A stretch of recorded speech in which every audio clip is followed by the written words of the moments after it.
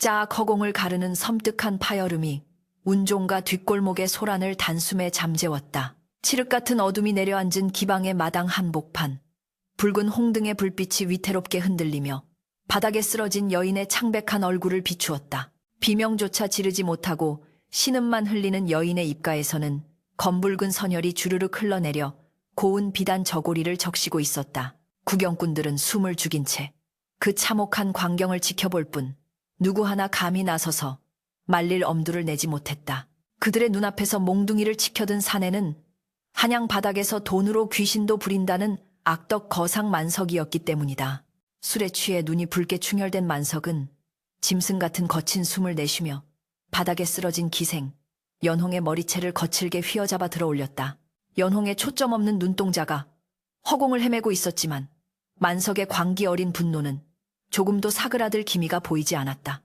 내년이 감히 내 술상을 엎어 천한 기생 주제에 내 돈은 우습고 내 자존심은 귀하더냐. 만석의 고함 소리가 고막을 찢을 듯 울려 퍼졌다. 그는 다시 한번 몽둥이를 높이 쳐들었고 구경꾼들은 질끈 눈을 감았다. 바로 그 순간 군중의 맨 뒤편에서 거대한 그림자가 불쑥 튀어나왔다. 마치 곰처럼 우람한 덩치를 가진 산의 머슴 칠성이었다. 그의 품속에는 10년이라는 긴 세월 동안 남의 집 마당을 쓸고 쇠죽을 쓰며 짐승보다 못한 대우를 받으면서도 이 악물고 모아온 엽전 꾸러미가 들어있었다. 그 돈은 단순한 재물이 아니었다. 그것은 칠성에게 있어 짐승의 탈을 벗고 비로소 사람이 될 수 있는 유일한 희망이자 언젠가 고향으로 돌아가 작은 밭대끼 하나 일구며 살겠다는 꿈, 그 자체였다. 하지만 지금 그의 눈앞에서 죽어가는 여인을 본 순간 칠성의 가슴속에서는 이성보다 더 뜨거운 무언가가 끓어오르고 있었다. 칠성은 떨리는 손으로 가슴팍을 꽉 움켜쥐었다. 거친 삼배옷 너머로 느껴지는 묵직한 엽전 꾸러미의 감촉이 오늘따라 유난히 차갑고도 무겁게 느껴졌다. 이 돈이 어떤 돈인데, 내가 어떻게 모은 돈인데.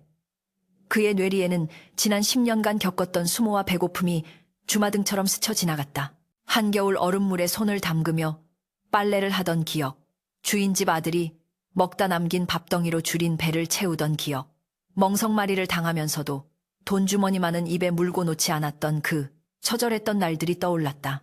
이 돈이면 내일 당장 면천을 하고 양인량련이 되어 떳떳하게 거리를 활보할 수 있었다. 저 기생은 남이다. 나와는 아무런 상관도 없는 그저 스쳐 지나가는 인연일 뿐이다. 칠성은 그렇게 되뇌며 발길을 돌리려 했다. 그러나 살려주시오 라고 쥐어짜듯 내뱉는 연홍의 가녀린 목소리가 그의 발목을 쇠사슬처럼 붙잡았다. 만석의 몽둥이가 다시금 허공을 가르며 내려오려는 찰나 칠성은 짐승 같은 괴성을 지르며 군중을 해치고 뛰어들었다. 그만하시오. 그만하란 말이오. 그의 우렁찬 목소리에 만석의 손이 허공에서 멈칫했다. 칠성은 그대로 만석과 연홍 사이를 가로막고 섰다.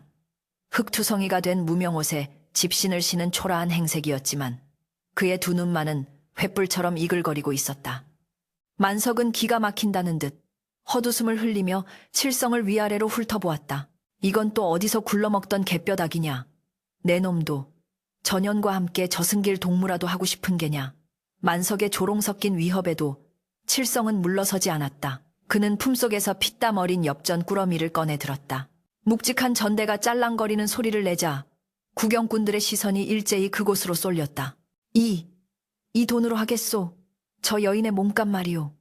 칠성의 목소리는 덜덜 떨리고 있었지만 그 말에 담긴 결의는 바위처럼 단단했다. 그는 전대를 풀어 헤쳐 바닥에 쏟아부었다.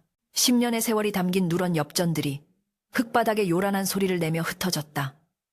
개 중에는 녹이 쓴 것도 있었고 칠성의 피와 땀에 젖어 거무튀튀하게 변색된 것도 있었다. 만석은 바닥에 흩어진 돈을 보며 눈을 가늘게 떴다. 그것은 기생 하나를 사기에는 차고 넘치는 큰 돈이었지만 만석과 같은 거상에게는 며칠 술값에 불과할 수도 있는 돈이었다. 그러나 칠성에게는 목숨보다 귀한 전 재산이었다. 주변에서는 저 미친놈 복에 평생 모은 돈을 기생년한테 꼬라박아 천하의 얼간이가 따로 없구먼 하는 수군거림이 터져나왔다. 만석은 배를 잡고 껄껄 웃어 젖혔다. 그 웃음소리는 비수가 되어 칠성의 가슴을 후벼 팠다. 재미있구나. 아주 재미있어. 천한 머슴놈이 기생년을 구하겠다고 전 재산을 바치다니 내 평생 이런 구경거리는 처음이다.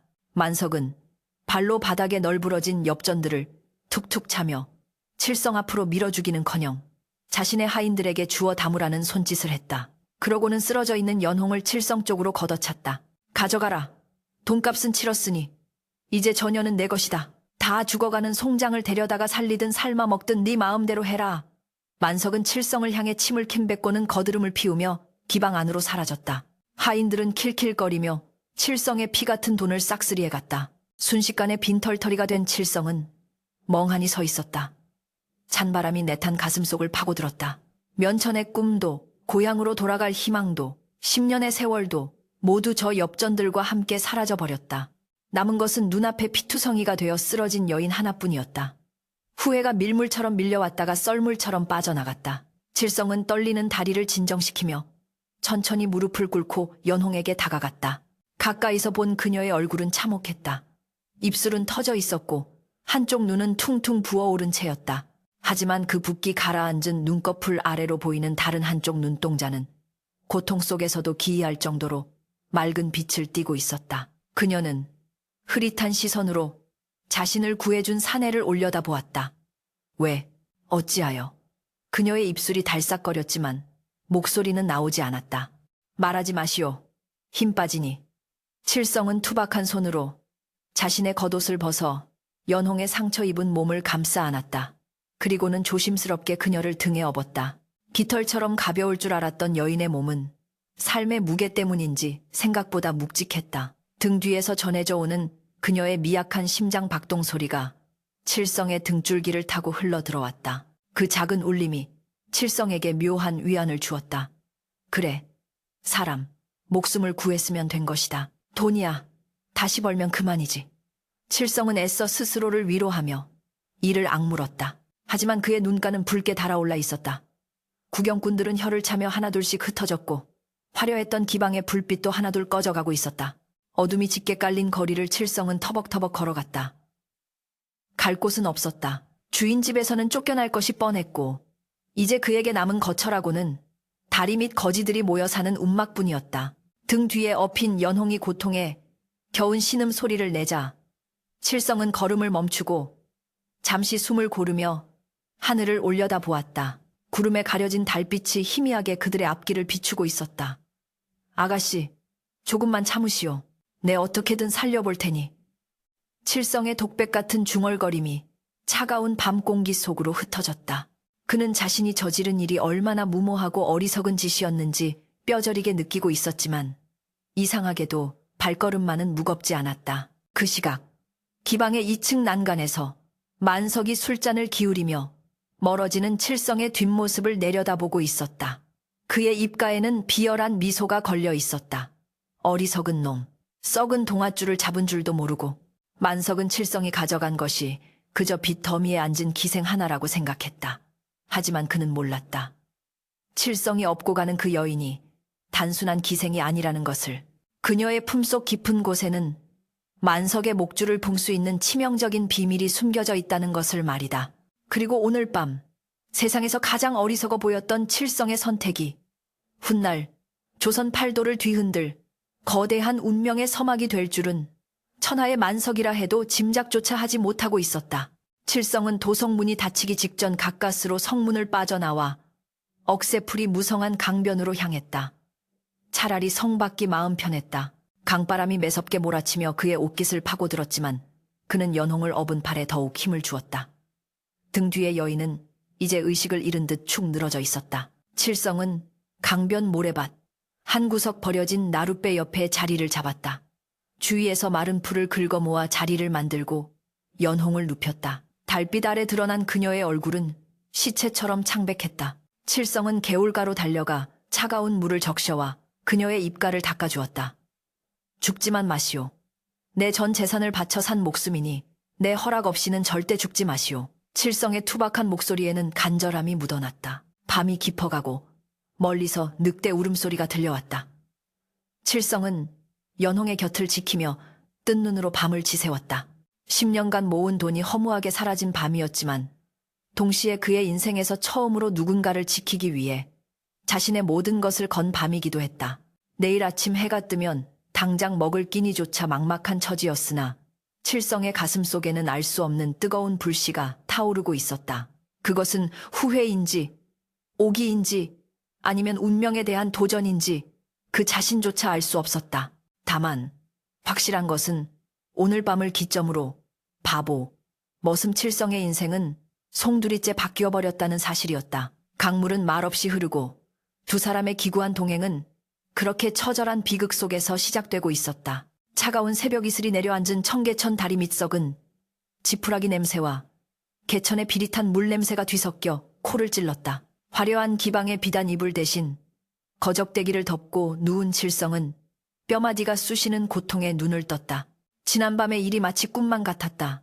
10년간 모은 전 재산을 허공에 날리고 남은 것이라곤 다리 밑에 한기 한치와 옆에 누운 병든 여인뿐이라니. 칠성은 거칠어진 손바닥을 내려다보았다. 굳은 살이 박인 투박한 손. 어제까지만 해도 이 손 안에는 희망이 쥐어져 있었으나 지금은 빈 껍데기뿐이었다. 허기진 배가 꼬르륵 소리를 내며 요동쳤다. 미친놈. 그래, 내가 미친놈이지. 칠성은 자조 섞인 한숨을 내쉬며 머리를 쥐어뜯었다. 하지만 칠흑 같은 어둠 속에서 가냘픈 신음소리가 들려오자 그의 자책은 순식간에 멈췄다. 옆에 누운 연홍이 고열에 시달리며 식은 땀을 흘리고 있었다. 그녀의 이마는 불덩이처럼 뜨거웠고 입술은 타들어가 흉하게 갈라져 있었다. 칠성은 자신의 배고픔 따위는 잊은 채 급히 개천으로 달려가 깨진 바가지에 물을 떠왔다. 조금만 참으시오. 내 어떻게든 약을 구해올 테니. 그는 물에 적신 천으로 그녀의 이마를 닦아내며 중얼거렸다. 날이 밝자마자 칠성은 먹을 것을 구하기 위해 장터로 나갔다. 주인 집에서 쫓겨난 그는 이제 양반집 머슴이 아니라 하루 벌어 하루 먹고 사는 날품팔이 신세가 되어 있었다. 그러나 세상의 시선은 그가 생각했던 것보다 훨씬 더 매섭고 차가웠다. 운종가, 시전, 와전, 상인들은 칠성을 보자마자 킬킬거리며 손가락질을 해댔다. 어이, 저기 봐. 천하의 호구 후커, 칠성이가 납시셨네. 생선전 주인이 비릿한 미소를 지으며 소리쳤다. 기생년 치마폭에 전 재산을 쏟아붓고 거지가 되어 나타났구먼. 그래, 그 비싼 기생마님은 잘 계시고 주변에 있던 짐꾼들과 행인들이 일제히 웃음을 터뜨렸다. 그들의 웃음소리는 칠성의 가슴을 날카로운 바늘처럼 찔러댔다. 칠성은 묵묵히 고개를 숙인 채 그들의 조롱을 견뎌냈다. 일거리가 필요합니다. 짐을 나르든 똥을 푸든 뭐든 시켜만 주십시오. 칠성이 간절하게 사정했지만 사람들은 그를 비웃으며 썩은 배추잎이나 던져줄 뿐이었다. 미친놈에게 맡길 일은 없다 썩 꺼져. 결국 칠성은 남들이 기피하는 가장 험한 일을 도맡아야 했다. 염색 공장에서 독한 약품 냄새를 맡으며 무거운 천을 하루 종일 날랐고 부척간 뒷마당에서 피비린내 나는 내장을 치웠다. 해가 질 무렵 그의 손에 쥐어진 것은 고작 보리주먹밥 2덩이와 엽전 몇 푼이 전부였다. 칠성은 허겁지겁 주먹밥 하나를 입에 넣으려다 멈칫했다. 다리 밑에서 굶고 있을 연홍이 떠올랐기 때문이다. 그는 침을 꿀꺽 삼키며 주먹밥을 품속 깊이 갈무리했다. 자신의 배는 등가죽에 붙을 지경이었지만 그에게는 자신보다 더 가여운 생명을 살려야 한다는 책임감이 있었다. 그것은 바보 같은 우직함이었으나 동시에 그 누구도 흉내낼 수 없는 숭고한 희생이기도 했다. 칠성이 다리 밑으로 돌아왔을 때 연홍은 희미하게 남아 정신을 차리고 있었다. 그녀는 멍한 눈으로 곰팡이 핀 다리 밑 천장을 응시하다가 인기척에 고개를 돌려 칠성을 바라보았다. 흙투성이가 된 얼굴, 찢어진 옷까지, 그리고 그 품에서 조심스럽게 꺼내놓는 식어 빠진 주먹밥. 연홍의 눈동자가 흔들렸다. 그녀는 자신이 겪은 끔찍한 일들과 자신을 구해준 이 사내의 무모한 행동을 모두 기억하고 있었다. 어찌하여 저 같은 것을 살리셨습니까? 연홍의 목소리는 갈라져 쇳소리가 났다. 그 돈이면 당신은 평생 편하게 살 수 있었을 텐데. 그녀의 물음에는 원망 아닌 원망이 섞여 있었다. 자신의 비참한 삶을 연장시킨 것에 대한 원망이자 바보처럼 모든 것을 버린 사내에 대한 안타까움이었다. 칠성은 멋쩍은 듯 뒷머리를 긁적이며 투박하게 웃었다. 사람이 개죽음을 당하는데 보고만 있으면 그게 사람이요 짐승이지. 그의 대답은 너무나 단순하고 명쾌해서 오히려 연홍의 말문을 막히게 했다. 칠성은 주먹밥을 조금 떼어 연홍의 입가에 가져다 대었다. 드시오. 먹어야 산다오. 살아야 훗날을 도모하지 않겠소. 연홍은 칠성의 거친 손을 바라보며 눈물을 흘렸다. 기방에 드나들던 수많은 사내들은 비단 옷을 입고 점잔을 빼면서도 속으로는 음흉한 탐욕을 품고 있었다. 하지만 이 초라한 사내의 눈빛에는 티끌 하나 없는 순수함만이 담겨 있었다. 연홍은 눈물을 삼키며 칠성이 주는 주먹밥을 힘겹게 받아먹었다. 그 거친 보리밥 알이 목구멍을 넘어가는 순간 죽어있던 그녀의 삶에 대한 의지가 다시금 꿈틀거렸다. 며칠이 지나고 연홍의 몸이 조금씩 회복되자 그녀는 칠성이 일터에서 돌아오기만을 기다리며 다리 밑의 생태를 관찰하기 시작했다. 이곳은 세상의 밑바닥이었지만 동시에 온갖 정보와 물건이 흘러들어오는 곳이기도 했다. 거지들은 구걸해온 음식을 나누고 주워온 잡동사니를 서로 교환하며 그들만의 시장을 형성하고 있었다. 연홍의 눈은 예리하게 빛났다. 그녀는 단순한 기생이 아니었다. 영모에 휘말려 멸문지와 맨먼지와를 당하기 전까지 그녀는 사서삼경을 읽고 부친의 어깨 너머로 세상 돌아가는 이치를 배웠던 명문가의 여식이었다. 기방에 팔려간 후에도 그녀는 술을 따르는 대신 거상들의 대화를 엿들으며 상업의 흐름을 익혔고 장부를 몰래 보며 셈법을 터득했던 터였다. 어느 날 저녁 칠성이 시무룩한 표정으로 돌아왔다. 품에는 썩어가는 콩 한 자루가 안겨 있었다. 오늘 품십 대신 이걸 받아왔소. 흉년이라 돈이 없다며 곡식 창고 구석에 있던 걸 주더이다. 냄새가 좀 나지만 씻어서 볶아 먹으면 그럭저럭 먹을만 할 거요. 칠성은 세상 물정 모르는 순박한 얼굴로 말했다. 그러나 연홍은 그 콩자루를 받아들고 냄새를 맡아보더니 이내 심각한 표정으로 콩알들을 살폈다. 그리고는 단호한 목소리로 말했다. 나으리, 이 콩은 썩은 것이 아닙니다. 이건 발효가 시작된 메주콩입니다. 겉보기엔 흉하지만 장을 담그면 최상품이 될 콩이란 말입니다. 칠성은 눈을 둥그렇게 떴다.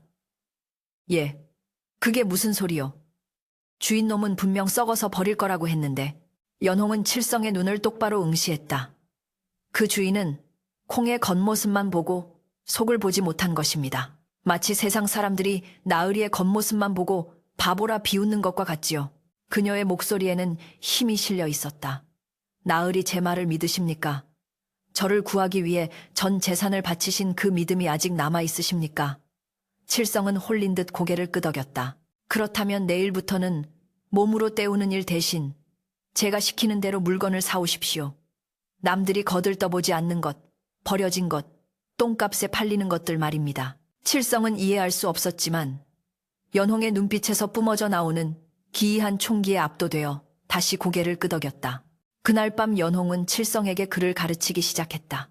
흙바닥에 나뭇가지로 사람 읽는 자를 쓰며 그녀가 말했다. 나으리는 글을 모르기에 늘 손해를 보셨습니다. 이제부터는 제가 나으리의 눈이 되고 머리가 되어드리겠습니다.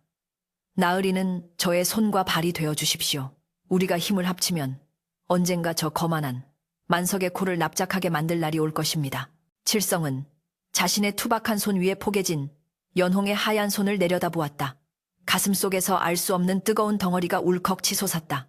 그것은 단순한 연정이 아니었다. 서로의 결핍을 채워주는 운명적인 동반자로서의 결속감이었다. 다음 날부터 칠성의 행보는 달라졌다. 그는 사람들이 비웃는 쓰레기들을 주워 모으기 시작했다.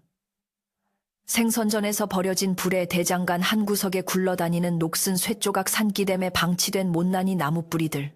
시장 사람들은 이제 아주 돌았구나. 쓰레기 더미에 파묻혀 죽으려나 보지. 라며 더욱 거세게 조롱했다. 심지어 거지들조차 칠성을 피하며 수군거렸다. 하지만 칠성은 묵묵부답이었다. 다리 밑 어둠 속에서 연홍이 칠성이 가져온 물건들을 닦고 다듬고 분류하며 새로운 가치를 불어넣고 있었기 때문이다. 연홍의 손길이 닿자 생선 불에는 질 좋은 접착제 어교의 재료가 되었고 녹슨 쇠조각은 훌륭한 농기구의 보강제가 되었으며 못난이 나무뿌리는 약재상에서도 구하기 힘든 귀한 약초임이 드러났다. 진흙탕 속에서 연꽃이 피어나듯 다리 밑에 거지 소굴에서 기적 같은 변화가 움트고 있었다. 칠성은 더 이상 짐승처럼 일만 하는 머슴이 아니었다. 그는 연홍이라는 지혜의 등불을 손에 쥐고 보이지 않는 길을 걷기 시작한 상인이었다. 그러나 그들의 이 은밀하고도 위대한 도약은 곧장 누군가의 탐욕스러운 레이더망에 포착되고 말았다. 시장통의 왈패 하나가 칠성의 진보다리에서 흘러나온 값비싼 약재 냄새를 맡고 뱀 같은 눈으로 그들의 뒤를 밟기 시작한 것이다. 어둠 속에 웅크리고 있던 악의 그림자가 다시금 그들을 향해 서서히 마술을 뻗쳐오고 있었다. 비릿하고 역한 냄새가 진동하는 청계천 다리, 미치륵 같은 어둠 속에서 희미한 불빛 하나가 아른거리고 있었다. 밤이 깊었건만 칠성은 잠들지 못하고 연신 아궁이에 불을 떼고 있었다. 가마솥 안에서는 칠성이 생선전에서 수거해온 생선 불에와 껍질들이 걸쭉하게 끓어오르고 있었다. 코를 찌르는 악취의 칠성은 몇 번이고 헛구역질을 해댔지만 곁에서 묵묵히 부채질을 하는 연홍의 눈빛은 흔들림이 없었다. 나으리 불을 더 키우셔야 합니다. 이것이 끓고 졸아들어 끈적한 진액이 될 때까지 멈추시면 아니 됩니다. 연홍의 단호한 목소리에 칠성은 다시금 이마에 땀을 훔치며 장작을 밀어넣었다. 남들이 보면 미친 짓이었다. 썩어가는 생선 부산물을 주워다가 밤새 고아대고 있으니 지나가던 거지들조차 침을 뱉고 도망갈 지경이었다. 그러나 칠성은 연홍을 믿었다. 그녀가 이것은 황금이 될 것입니다 라고 했을 때 칠성의 가슴 속에는 의심 대신 알 수 없는 확신이 자리 잡았다. 계절이 바뀌어 찬바람이 불기 시작하자 한양 도성에는 예기치 못한 소동이 일어났다. 나라에서 무과 우커 시험을 앞당겨 치르겠다고 공포한 것이다. 전국의 한량들과 무인들이 활과 화살을 정비하느라 분주해졌고 덩달아 활을 만드는 장인 공장들의 손길도 바빠졌다. 그런데 문제가 생겼다. 활의 탄력을 유지하고 각 재료를 단단히 붙이는 데 필수적인 최상급 접착제 바로 어교 불에풀가 시중에서 동이 나버린 것이다. 지난 여름 장마가 길어 생선 수급이 원활하지 않았던 탓에 어교의 씨가 말라버렸고 활을 만들지 못한 장인들은 발을 동동 구르며 애를 태웠다. 어교값은 부르는 게 값이 되어 천정부지로 치솟았다. 그때였다. 운종과 장터 한복판에 멍석을 깐 칠성이 등장했다. 그의 앞에는 밤새 정성 들여 끓이고 말린 투명하고 영롱한 호박색 어교 덩어리들이 산더미처럼 쌓여 있었다. 어교사시오. 쇳불도 단숨에 붙여버릴 천하. 제1의 어교가 왔소. 칠성의 우렁찬 외침이 장터를 갈랐다. 처음에는 반신반의하던 장인들이 하나둘 모여들어 물건을 살폈다. 그리고 탄성이 터져나왔다. 이것은 궁중 납품용보다 더 질이 좋지 않은가. 순식간에 사람들이 구름대처럼 몰려들었다. 서로 먼저 사겠다고 아우성을 치며 돈주머니를 던져댔다. 칠성은 얼떨떨한 표정으로 쏟아지는 엽전 꾸러미를 받아내느라 정신을 차릴 수 없었다. 다리 밑 움막에서 썩은 내를 풍기며 끓이던 그 역겨운 국물이 진짜 황금으로 변하는 순간이었다. 어교뿐만이 아니었다. 연홍의 예지력은 신통방통할 정도였다. 그녀는 외관오관의 일본 상인들이 조선의 인삼과 호랑이 가죽뿐만 아니라 화려한 자개를 박은 나전 칠기를 몹시 탐낸다는 사실을 알고 있었다. 그녀는 칠성에게 버려진 조개 껍데기를 주워 오게 하여 그것을 갈고 닦아 영롱한 자개 조각으로 만들게 했다. 그리고 어교를 팔아 번 돈으로 칠기 장인들에게 헐값에 넘겨받은 하품 샤핀 칠기들을 사들여 그 위에 자개를 입히고 웜칠을 다시 했다. 칠성의 투박하지만 힘있는 손재주와 연홍의 섬세한 미적 감각이 어우러진 나전 칠기는 외관 상인들의 눈을 단번에 사로잡았다. 은자긴즈가 괴짝으로 들어왔다. 사람들은 이제 칠성을 보고 바보라 부르지 않았다. 대신 다리 밑에 도깨비, 똥을 금으로 만드는 사내라 부르며 경외심 어린 시선을 보냈다.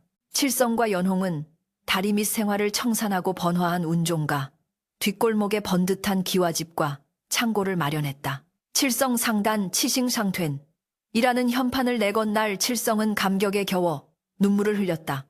아가씨, 아니 부인, 이게 다 부인의 덕이오. 나 같은 무식한 놈이 어찌 이런 호사를 누리겠소. 칠성은 연홍 앞에 무릎을 꿇고 투박한 손으로 그녀의 손을 잡았다. 연홍은 부드러운 미소를 지으며 칠성을 일으켜 세웠다. 아닙니다, 대주다주. 대주께서 저를 믿고 묵묵히 땀 흘려주지 않으셨다면 제 머릿속의 생각들은 그저 망상에 불과했을 것입니다. 이것은 우리의 합작품입니다. 두 사람의 눈빛이 허공에서 얽혔다. 그것은 단순한 주종 관계나 사업 파트너를 넘어선 생사고락을 함께한 동지로서의 깊은 신뢰와 연민이었다. 그러나 빛이 강할수록 그림자도 짙어지는 법. 칠성상단의 승승장구 소식은 곧장 악덕 거상 만석의 귀에 들어갔다. 기방에서 기생들을 끼고 술판을 벌이던 만석은 자신의 상단 매출이 급감했다는 보고를 받고 술상을 엎어버렸다. 뭐라 그 바보 머슴놈이 거상이 되었다고. 내 돈을 들고 튄 그 기생년과 함께 만석의 얼굴이 불그락푸르락해졌다.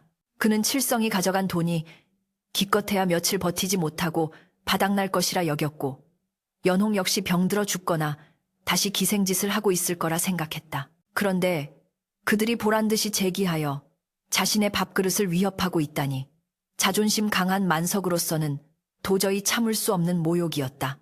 쥐새끼 같은 놈들. 감히 내 발밑에서 기어오르려 해. 만석은 이가 갈렸다.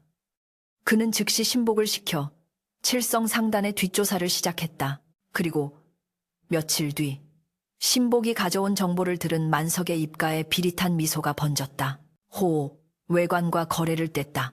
그리고 매점 매석으로 폭리를 취한 것이 아니라 버려진 물건으로 이득을 보았다. 만석은 술잔을 만지작거리며 생각에 잠겼다. 칠성 같은 무지렁이가 해낼 수 있는 발상이 아니었다. 분명 그 계집의 머리에서 나온 게야. 몰락한 양반가의 여식이라더니 제법 잔머리를 굴릴 줄 아는구나. 만석의 눈에 탐욕스러운 빛이 감돌았다. 그는 단순히 경쟁자를 제거하는 것을 넘어 그들의 재산을 통째로 집어삼키고 연홍을 다시 자신의 발 아래 꿀릴 계획을 세우기 시작했다. 만석은 관아의 이방 리펑을 은밀히 찾았다. 탐관오리의 전형인 이방은 만석이 찔러주는 두툼한 돈 봉투를 받아 챙기며 능글맞게 웃었다. 이번엔 또 누굴 잡아먹으시려고 이리 큰 성의를 보이십니까? 만석은 목소리를 낮추어 속삭였다. 운종가에 새로 생긴 칠성 상단 놈들 말일세.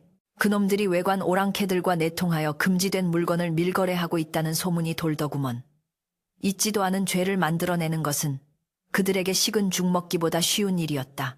이방은 눈을 반짝이며 고개를 끄덕였다. 밀거래라. 그거 참 영모에 준하는 중죄가 아닙니까? 증거야. 뭐 털어서 나오게 만들면 그만이지요. 두 사람의 검은 웃음소리가 밀실을 가득 채웠다. 한편 칠성은 다가올 위기는 꿈에도 모른 채 다가오는 대보름 명절에 가난한 이웃들에게 나눠줄 떡과 고기를 준비하느라 여념이 없었다. 그는 자신이 겪었던 배고픔을 잊지 않았다. 부인, 이번에는 넉넉히 준비합시다. 다리미 식구들도 배불리 먹을 수 있게 말이요. 칠성의 넉넉한 인심에 연홍도 기쁘게 동의했다. 그녀는 장부를 정리하다가 문득 불길한 예감을 느꼈다. 며칠 전부터 상단 주위를 어슬렁거리던 낯선 사내들의 시선이 떠올랐기 때문이다. 만석이, 그자가 가만히 있을 리가 없는데. 연홍은 붓을 내려놓고 창밖을 내다보았다. 먹구름이 몰려오고 있었다. 그날 밤 칠성 상단의 문이 부서져라 열리며 관아의 포졸들이 들이닥쳤다. 죄인 칠성은 나오라. 외관과 내통하여 국법을 어긴 혐의다. 포졸들의 고함 소리에 곤히 잠들어 있던 상단 식구들이 혼비백산하여 튀어나왔다. 칠성은 속옷 차림으로 끌려나와 영문도 모른 채 포박당했다. 이게 무슨 소리요? 내통이라니. 나는 하늘을 우러러 한 점 부끄러움이 없소. 칠성이 억울함을 호소하며 몸부림쳤지만 포졸들은 몽둥이 찜질을 하며 그를 강제로 무릎 꿇렸다. 소란 속의 안채에서 뛰쳐나온 연홍이 사색이 되어 달려왔다. 멈추시오. 무슨 근거로 이러는 것이오. 그녀가 앞을 가로막았지만 포졸 대장은 비웃으며 영장을 들이밀었다. 그때 어둠 속에서 만석이 부채를 팔랑거리며 유유히 걸어 나왔다. 급쌤, 내가 뭐라 했느냐. 썩은 동아줄을 잡은 놈의 말로는 뻔하다고 하지 않았더냐. 만석은 포박당한 칠성 앞에 쭈그리고 앉아 그의 뺨을 툭툭 쳤다. 어디서 감히 내 밥그릇에 숟가락을 얹으려 해. 내 놈이 쌓아올린 그 모래성, 오늘부로 내가 접수해주마. 칠성은 분노로 몸을 떨며 만석을 노려보았지만 밧줄에 묶인 몸으로는 아무것도 할 수 없었다. 만석의 시선이 연홍에게로 옮겨갔다. 그는 음흉한 눈빛으로 연홍을 훑어내렸다. 너도 참 질긴 년이다. 제 발로 다시 내 품에 들어오게 생겼으니 이번에는 아주 뼈도 못 추리게 귀여워해주마. 칠성은 짐승처럼 포효했다. 이놈 그 손 치우지 못해. 하지만 돌아오는 것은 무자비한 발길질 뿐이었다. 칠성과 연홍은 억수같이 쏟아지는 비를 맞으며 관아로 끌려갔다. 그들의 뒤로 만석의 간사한 웃음소리가 천둥소리처럼 울려 퍼졌다. 땀과 노력으로 일궈낸 모든 것이 한순간에 무너져 내릴 위기였다. 하지만 끌려가는 연홍의 품속에는 아무도 모르는 비장의 무기가 숨겨져 있었다. 그녀는 절망하는 대신 입술을 깨물며 어둠 속에서 빛나는 관아의 불빛을 응시했다. 만석 내놈이 팠던 함정에 내놈이 빠지게 될 것이다. 폭풍전야, 운명의 저울추가 격렬하게 요동치고 있었다. 매우 쳐라. 저놈의 살점이 떨어져 나가고 뼈가 으스러질 때까지 쳐라. 형방싱펑의 서슬퍼런 호통소리가 관아의 마당을 뒤흔들었다. 굵은 빗줄기가 쏟아지는 가운데 형틀에 묶인 칠성의 엉덩이 위로 육중한 곤장이 춤을 추듯 떨어져 내렸다. 딱 억칠성은 짐승 같은 비명을 질렀지만 결코 죄를 인정한다는 말은 내뱉지 않았다. 그의 입술은 이미 다 터져 선혈이 낭자했고 빗물과 섞인 피가 형틀 아래로 붉은 개울을 이루며 흘러내렸다. 사또는 대청마루 높은 의자에 앉아 귀찮다는 듯 하품을 하며 이 광경을 지켜보고 있었고 그 옆에는 만석이 비단 부채로 입을 가린 채 회심의 미소를 짓고 있었다. 만석은 칠성이 고통에 몸부림칠 때마다 쾌감을 느끼는 듯 어깨를 들썩였다. 사또 나으리, 저놈이 워낙 미련하고 독한 놈이라 쉽사리 입을 열지 않을 것입니다. 주리를 틀어서라도 외관 오랑캐와 무슨 미략을 맺었는지 기어이 토설케 해야 합니다. 만석의 간사한 혀놀림에 사또는 고개를 끄덕이며 형리에게 눈짓을 보냈다. 네 이놈, 칠성아. 내 놈이 감히 천한 신분으로 거상의 흉내를 내며 국법을 어지럽히고 외인들과 작당하여 금지된 물건을 빼돌렸다. 지금이라도 바른 대로 고하면 목숨만은 부지하게 해주마. 사또의 으름장에도 칠성은 흐릿해지는 정신을 부여잡고 고개를 저었다. 사또, 억울하옵니다. 소인은 그저 버려진 물건을 주워 팔았을 뿐 하늘의 맹세코, 영모는 꾸미지 않았습니다. 칠성의 목소리는 끊어질 듯 위태로웠으나 그 눈빛만은 형형하게 살아있어 사또를 똑바로 응시했다. 그 올곧은 눈빛의 순간 사또는 흠칫 놀랐으나 옆에서 이방이 귓속말을 속삭이자 다시금 표정을 일그러뜨렸다. 저 발칙한 놈, 감히 관아에서 거짓을 고하다니. 여봐라, 주리를 틀어라. 저놈의 다리 몽둥이를 아주 부러뜨려 놓아라. 형리들이 칠성의 다리 사이에 굵은 주리대를 끼우고 비틀기 시작하자 칠성의 입에서 참혹한 비명이 터져 나왔다. 뼈가 어긋나는 소름, 끼치는 소리가 빗소리를 뚫고 울려 퍼졌다. 그때였다. 관아의 정문이 쾅 하고 열리며 한 여인의 쩌렁쩌렁한 목소리가 들려왔다. 멈추시오. 당장 그 형벌을 멈추시오. 흠뻑 젖은 소복을 입은 연홍이 헝클어진 머리를 하고 마당으로 뛰어들었다. 포졸들이 그녀를 막아서려 했으나 연홍은 그들을 매섭게 노려보며 뿌리쳤다. 내 놈들에게 내 몸에 손끝 하나라도 대면 혀를 깨물고 자결하여 이곳을 피바다로 만들 것이다. 억울한 백성이 원통함을 호소하러 왔는데 사또께서는 귀를 막고 계실 참입니까? 그녀의 기세가 어찌나 서슬퍼런지 산전수전다. 겪은 포졸들조차 움찔하며 뒤로 물러섰다. 만석은 연홍을 보자마자 얼굴을 찌푸리며 소리쳤다. 저 미친년이 기어이 와서 행패를 부리는구나. 여봐라. 전년도 당장 포박하여라. 공범이다. 하지만 연홍은 굴하지 않고 칠성에게 달려가 그의 피투성이가 된 몸을 감싸 안았다. 나으리, 정신 차리세요. 칠성은 피범벅이 된 눈을 간신히 뜨고 연홍을 바라보았다. 오지 말라니까. 여긴 위험하오. 죽어가는 와중에도 자신을 걱정하는 칠성의 모습에 연홍의 가슴이 미어지는 듯했다. 그녀는 이를 악물고 일어서서 대청마루의 사또를 향해 곧게 섰다. 빗물이 그녀의 얼굴을 타고 흘러내렸지만 그녀의 눈동자는 그 어느 때보다 차갑게 타오르고 있었다. 사또, 죄를 지은 자는 저 형틀에 묶인 제 남편이 아닙니다. 진짜 도둑, 진짜 역적은 바로 사또 옆에서 비단 옷을 입고 웃고 있는 저 만석이란 자입니다. 연홍의 손가락이 만석을 정확히 가리켰다. 만석은 기가 차다는 듯 헛웃음을 터뜨렸다. 미쳐도 곱게 미칠 것이지. 감히 누구를 모함하는 게냐. 연홍은 품속 깊이 숨겨두었던 기름종이로 겹겹이 싼 꾸러미를 꺼내 들었다. 그리고 그것을 사또 앞에 마루 위로 던졌다. 이것을 보십시오. 이것은 만석이 운영하는 상단의 비밀 장부입니다. 여기에는 그가 지난 10년간 외관에 팔아넘긴 금지 물목들이 낱낱이 적혀 있습니다. 조선의 국방을 위해 쓰여야 할 유황과 흑색 화약, 그리고 나라에서 엄격히 금지한 인삼의 밀반출 내역까지, 날짜와 수량 거래한 외인의 이름까지 모두 적혀 있나이다. 연홍의 외침에 만석의 얼굴이 순식간에 사색이 되었다. 그 장부는 그가 잃어버렸다고 생각했던 자신의 목숨줄이나 다름없는 물건이었다. 저 전현이 거짓말을 하는 것입니다. 저건 조작된 장부입니다. 당장 찢어버리시오. 만석이 다급하게 소리치며 마루로 뛰어내려가려 했으나 사또가 손을 들어 그를 제지했다. 사또는 떨리는 손으로 기름종이를 풀고 장부를 펼쳤다. 장부 안에는 만석의 수결 서명이 선명하게 찍혀 있었고 거래 내용은 연홍의 말대로 충격적이었다. 단순히 물건을 판 것이 아니라 관아의 이방에게 뇌물을 바치고 단속을 피한 내역까지 꼼꼼하게 기록되어 있었던 것이다. 사또의 얼굴이 붉게 달아올랐다가 이내 파랗게 질렸다. 이방 역시 자신의 이름이 적힌 대목을 곁눈질로 확인하고는 다리에 힘이 풀려 주저앉고 말았다. 이것은 단순한 상도덕의 문제가 아니라 삼족을 멸할 수도 있는 역모죄에 해당하는 중대 사안이었다. 만석은 식은땀을 줄줄 흘리며 뒷걸음질 쳤다. 사또, 그것은 오해입니다. 전현이 훔쳐가서 멋대로 쓴 것입니다. 저는 모르는 일입니다. 연홍은 차가운 미소를 지으며 만석을 쏘아보았다. 오해요. 그렇다면 그 장부 맨 뒷장에 적힌 만석, 당신이 외인 상인 다나카와 주고받은 밀섬 이슈는 무엇입니까? 조선의 정세를 알려줄 테니 조총 100자루를 달라고 적힌 그 서찰도 제가 쓴 것입니까? 연홍의 말은 결정타였다. 사또는 장부 뒷장에 끼워진 서찰을 확인하고는 격노하여 탁자를 내리쳤다.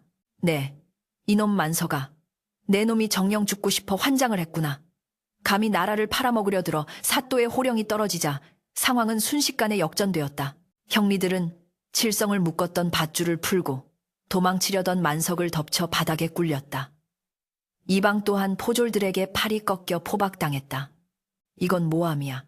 내가 누군지 알아. 내 뒤에 누가 있는지 아느냐고. 만석이 발악하며 고래고래 소리를 질렀지만 포졸들은 가차없이 그를 형틀에 묶었다. 방금 전까지 칠성이 누워있던 그 자리에 이제는 만석이 엎드려지게 된 것이다. 사또는 분노에 차명했다. 저 대역 죄인을 매우 쳐라. 당장 의금부로 압송하기 전에 내 손으로 저놈의 뼈를 분질러 놓을 것이다. 형리들이 곤장을 높이 쳐들었고 짜악하는 파열음과 함께 만석에 찢어지는 비명소리가 관아를 가득 메웠다. 그 소리는 칠성이 흘렸던 억울한 피를 씻어내는 진원곡과도 같았다. 빗줄기는 더욱 거세게 쏟아졌지만 그것은 더 이상 처량한 비가 아니라 더러운 죄악을 씻어내는 시원한 정화의 비였다. 연홍은 풀려난 칠성에게 달려가 그를 부축했다. 칠성은 온몸이 만신창이가 되었지만 연홍을 보며 희미하게 웃어 보였다. 부인, 해냈구려. 우리가 이겼소. 칠성의 거친 손이 연홍의 뺨에 닿았다. 연홍은 칠성의 품에 얼굴을 묻고 오열했다. 네, 나으리. 우리가 이겼습니다. 이제 아무도 우리를 괴롭히지 못합니다. 그녀의 눈물은 빗물과 섞여 칠성의 가슴을 적셨다. 그동안 참아왔던 서름과 공포가 한꺼번에 터져나왔다. 주변의 포졸들과 구경하던 백성들조차 그들의 모습에 코끝이 찡해져 고개를 돌렸다. 바보라. 손가락질 받던 머슴과 천하다. 무시당하던 기생이 탐욕스러운 거악 쥐웍을 무너뜨린 순간이었다. 잠시 후 칠성은 연홍의 부축을 받으며 관아 문을 나섰다. 비는 어느새 그치고 구름 사이로 햇살이 한 줄기 비치고 있었다. 관아마당에는 만석의 처절한 비명소리가 계속해서 울려 퍼지고 있었지만 두 사람은 뒤도 돌아보지 않았다. 칠성은 절뚝거리면서도 연홍의 손을 꽉 잡고 놓지 않았다. 그 맞잡은 두 손에서 전해지는 온기만이 그들에게는 세상의 전부였다. 관아 밖에는 소식을 듣고 달려온 칠성 상단의 식구들과 다리 및 거지들이 모여 있었다. 그들은 칠성과 연홍이 무사히 걸어 나오자 환호성을 지르며 달려들었다. 대주님, 만인 만세 사람들의 환호 속에서 칠성은 비로소 다리에 힘이 풀려 주저앉았지만 그의 얼굴에는 세상을 다 가진 듯한 평온함이 서려 있었다. 그날 밤 한양 장안에는 칠성 상단의 이야기가 전설처럼 퍼져나갔다. 바보가 거상을 잡았다는 통쾌한 무용담은 억눌려 살던 백성들에게 큰 위로와 희망이 되었다. 그리고 옥사에 갇힌 만석은 밤새도록 자신의 탐욕을 저주하며 울부짖었으나 차가운 돌바닥 외에는 아무도 그의 소리를 들어주지 않았다. 권선징악 휜산청억, 착한 끝은 있어도 악한 끝은 없다는 옛말이 하나도 그르지 않음을 증명해 보인 밤이었다. 이제 남은 것은 상처를 치유하고 그들이 그토록 원했던 평범하고도 행복한 삶을 꾸려가는 일뿐이었다. 폭풍우가 지나간 자리, 더 단단해진 땅 위에서 그들의 진짜 이야기는 이제 막 꽃을 피우려 하고 있었다. 후루룩, 쩝쩝, 뜨거운 국물을 넘기는 소리와 왁자지껄한 웃음소리가 운종가 뒷골목 옛 칠성 상단의 마당을 가득 메우고 있었다. 10여 년의 세월이 흐른 지금 그곳은 단순한 상단 성퇴의 앞마당이 아니었다. 매일 점심때가 되면 배고픈 자, 병든 자, 갈 곳 없는 나그네들이 모여들어 김이 모락모락 나는 고깃국에 하얀 쌀밥을 배불리 먹고 가는 한양에서 가장 따뜻한 구율소주 슈소가 되어 있었다. 솥뚜껑을 여는 순간 구수한 사골 냄새가 바람을 타고 심리 밖까지 퍼져나갔다. 칠성은 땀을 뻘뻘 흘리며 국자를 휘저었고 그의 굵은 팔뚝에는 세월의 흔적과 함께 훈장처럼 남은 흉터들이 희미하게 빛나고 있었다. 비단옷을 입을 법도 한 대주다주의 신분이었지만 칠성은 여전히 소매를 걷어붙인 무명옷 차림으로 백성들 틈에 섞여 있었다. 아이고, 대주어른, 이렇게 퍼주시면 남는 게 있습니까요? 뼈 빠지게 벌어서 다 우리 같은 거지들 뱃속으로 들어가니 이가 다 빠진 노파가 칠성에게 미안한 듯 혀를 찼다. 칠성은 국자 가득 고기를 떠서 노파의 국그릇에 얹어주며 사람 좋은 웃음을 터뜨렸다. 할멈 걱정도 팔자슈.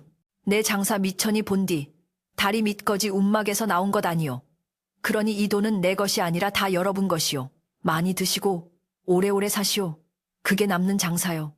그의 호탕한 목소리에 좌중이 웃음바다가 되었다. 사람들은 그를 더 이상 바보 칠성이라 부르지 않았다. 대신 활불화포, 살아있는 부처, 혹은 운종가의 큰 어른이라 부르며 진심으로 존경을 표했다. 칠성 상단은 이제 조선 팔도에서 으뜸가는 거상주성이 되어 있었다. 만석이 몰락하고 난 뒤 한양 상권의 질서는 칠성과 연홍에 의해 완전히 재편되었다. 속임수와 매점매석이 판치던 시장에 신용과 상생상성이라는 새로운 바람이 불었다. 칠성은 물건을 파는 것보다 사람의 마음을 사는 것을 우선으로 했고 연홍은 명석한 두뇌로 정확한 시세 예측과 투명한 회계를 도입하여 상단을 반석 위에 올려놓았다. 버려진 물건의 가치를 불어넣는 그들의 독특한 상술은 여전하여 전국의 장인들이 앞다투어 칠성 상단과 거래를 트고 싶어 했다. 칠성이 걷는 길은 곧 돈길이 되었고 연홍이 붓을 드는 곳에는 재물이 쌓였다. 그러나 그들의 곳간 문은 닫힐 줄을 몰랐다. 해가 뉘엿뉘엿 넘어가고 시장의 소음이 잦아들 무렵 칠성은 절뚝거리는 다리를 이끌고 안채로 향했다. 과거 만석의 모략으로 관아에서 당한 고문의 후유증이었다. 비가 오거나 날이 묻히면 뼈마디가 시려 잠을 이루지 못할 때도 있었지만 칠성은 이 불편한 다리를 부끄러워하지 않았다. 오히려 그것은 자신이 지켜낸 사랑과 신념의 증거였다. 마루에 걸터앉아 뻐근한 다리를 주무르고 있을 때 은은한 차 향기와 함께 연홍이 다가왔다. 세월은 그녀의 눈가에 옅은 주름을 남겼지만 그 기품과 우아함은 오히려 더 깊어져 있었다.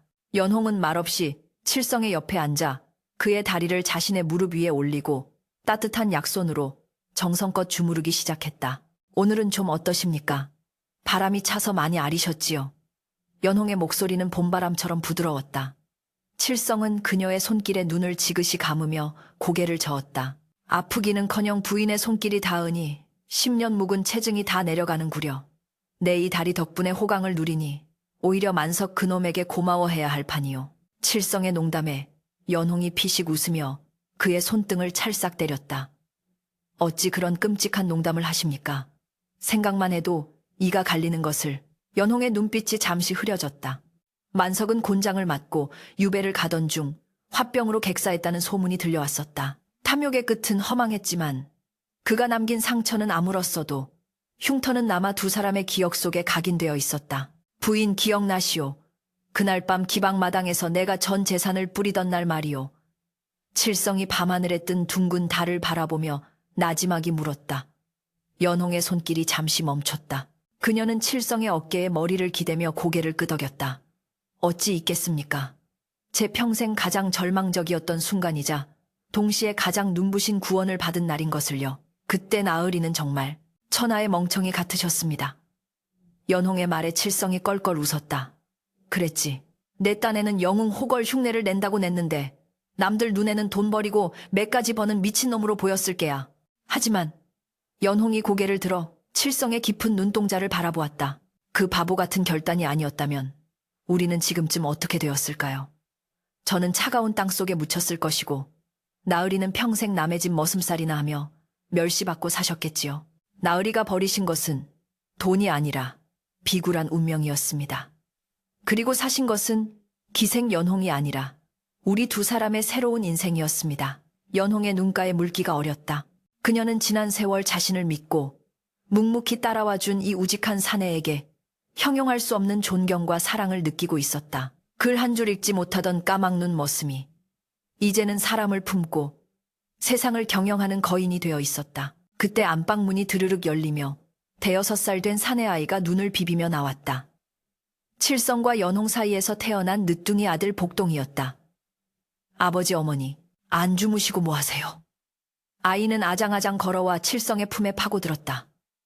칠성은 아이를 번쩍 안아 무릎에 앉히고는 거친 수염으로 아이의 볼을 비볐다. 우리 복동이 깼느냐? 달림이 너무 밝아서 아버지랑 어머니랑 달 구경하고 있었지. 복동은 칠성의 수염이 따가운 듯 툴루루 웃으며 물었다. 아버지, 오늘 서당에서 훈장님이 그러셨어요. 우리 아버지는 소를 잃고 외양간을 고치는 게 아니라 소를 팔아 외양간을 불태우고 그 재로 밭을 일구는 사람이라고요. 그게 무슨 뜻이에요? 아버지가 정말 바보였어요. 칠성과 연홍은 마주보며 웃음을 터뜨렸다. 칠성은 아이의 머리를 쓰다듬으며 인자한 목소리로 말했다. 그래, 아버지는 바보였단다. 세상 사람들 모두가 더 많이 가지려고 아등바등할 때 가진 것을 몽땅 털어버렸으니 바보 중에 상바보였지. 아이가 눈을 동그랗게 뜨고 되물었다. 그럼 아버지는 후회 안 하세요? 그 돈이면 맛있는 엿을 산더미처럼 살 수 있었을 텐데요. 칠성은 고개를 저으며 밤하늘을 가리켰다. 복동아, 저 달을 보거라. 달은 차오르면 반드시 기우는 법이다. 재물도 마찬가지란다. 움켜쥐려고만 하면 모래처럼 빠져나가지만 손을 펴서 나누면 그 빈손에 사람의 마음이 채워지는 법이지. 아버지는 돈을 잃었지만 네 어머니를 얻었고 너를 얻었고 우리 상단 식구들을 얻었다. 세상에 이보다 더 남는 장사가 어디 있겠느냐. 연홍이 아이의 손을 잡으며 덧붙였다. 복동아, 명심하거라. 머리로 하는 계산은 틀릴 때가 많지만 가슴이 시키는 일은 결코 배신하지 않는단다. 네, 아버지의 그 어리석음이 바로 세상을 구하는 큰 지혜였음을 너도 언젠가는 알게 될 것이다. 아이는 다 이해하지 못한 듯 고개를 갸웃거렸지만 부모의 따뜻한 품속에서 안온함을 느끼며 다시 꾸벅꾸벅 졸기 시작했다. 밤이 깊어온 세상이 고요해졌다. 마당의 구휼 솥에서는 여전히 은은한 온기가 피어오르고 있었고 처마 끝에 매달린 풍경이 바람에 흔들려 청아한 소리를 내었다. 칠성은 잠든 아이를 안고 연홍의 어깨를 감싸 안았다. 10년 전 피비린내 나는 기방마당에서 시작된 그들의 기구한 운명은 이제 더할 나위 없는 평온과 행복으로 완성되었다. 칠성은 마음속으로 생각했다. 만약 다시 10년 전으로 돌아간다고 해도 나는 주저없이 그 엽전 꾸러미를 바닥에 쏟아부을 것이라고. 비록 세상은 그를 비웃을지라도 그 선택으로 인해 피어난 이 아름다운 삶의 꽃밭을 보라고. 부인 고맙소. 내 곁에 있어줘서 나으리 저야말로 제 삶의 빛이 되어주셔서 감사합니다. 두 사람의 그림자가 달빛 아래 하나로 겹쳐졌다. 멀리서 들려오는 다듬이질 소리가 자장가처럼 들려오는 밤. 한양의 거상칠성 대주와 그의 현명한 아내 연홍의 이야기는 그렇게 전설이 되어 조선 팔도로 그리고 후대의 마음속으로 영원히 흘러갔다. 착한 바보가 승리하고 진심이 탐욕을 이기는 세상. 그것은 꿈이 아니라 그들이 땀과 눈물로 증명해낸 아름다운 현실이었다.